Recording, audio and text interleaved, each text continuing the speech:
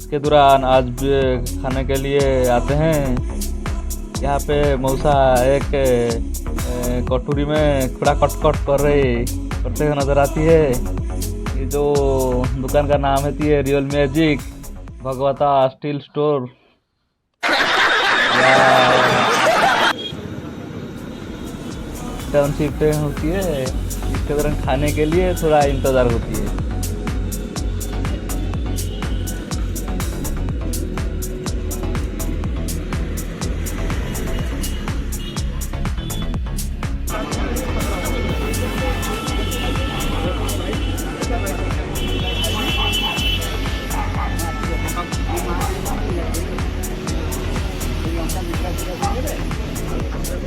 भाई केमती लगुच खाଇବା खाई को केमती लगुच एक नंबर भल लगुच टेस्ट केमती अछि एक नंबर एटा को जगह टी कहि देबे एटा होची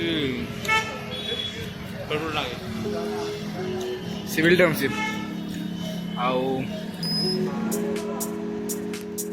इसके दौरान वीडियो अच्छा लगते हैं तो लाइक करते हैं, सब्सक्राइब करते हैं एंड कमेंट करते हैं।